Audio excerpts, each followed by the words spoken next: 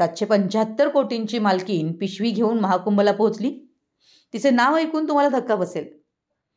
इन्फोसिसचे सहसंस्थापक नारायण मूर्ती यांच्या पत्नी असलेल्या 775 कोटींच्या मालकीन सुधा मूर्ती बॅग घेऊन महाकुंभला पोहोचल्या. त्यांचं साधेपणा आणि धर्माप्रती असलेली निष्ठा पाहून सर्वांनाच आश्चर्य वाटलं. अब्जाधीशाची पत्नी असूनही कोणताही दिखावा न करता साधं जीवन जगण्याचं उदाहरण आहे. राजकारण, समाजसेवा आणि व्यवसायात मोठं नाव असलेल्या सुधा मूर्ती त्यांच्या साधेपणासाठीही ओळखल्या जातात.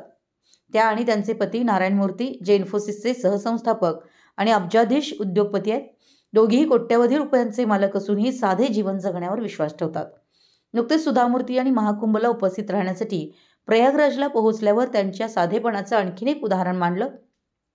यावेळी त्यांच्याकडे फक्त एक छोटी पिशवी होती, जी त्यांनी त्यांच्या खांद्यावर लटकवली होती.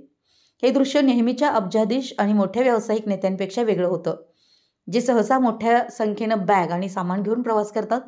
महाकुंभला उपस्थित राहण्याचा अनुभव. महाकुंभला पोहोचल्यानंतर प्रसारमाध्यमांशी संवाद साधताना सुधा मूर्ती म्हणाल्या, मी प्रयागराज या पवित्र ठिकाणी येत आहे आणि महाकुंभाचा भाग बनते. ही माझ्यासाठी खूपच खास घटना आहे. या महाकुंभचं आयोजन करण्यात आलं आहे. 144 वर्ष मी याबद्दल खूप उत्साहित आणि आनंदी आहे. त्यांनी सांगितलं की 3 दिवसांच्या महाकुंभात सहभागी होण्यासाठी आली आहे. नारायण मूर्ती आणि सुधा मूर्ती यांची मालमत्ता.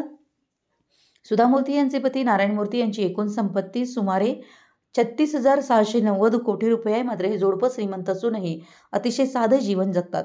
विशेष म्हणजे सुधा मूर्ती यांनी गेल्या 30 वर्षात त्यांच्या कमाईतून कधीही नवीन साडी खरेदी केली नाही आणि त्या नेहमी साधी साडी नेसतात. यामागे खास कारण आहे. आपल्या काशी भेटीदरम्यान सुधा मूर्ती यांनी आपल्या आवडत्या गोष्टीचा त्याग करणार असल्याची शपथ घेतली होती. साडी तिला खूप प्रिय होती, पण त्यानंतर त्यांनी त्यांची आवडती साडीही विकत घेतली नाही.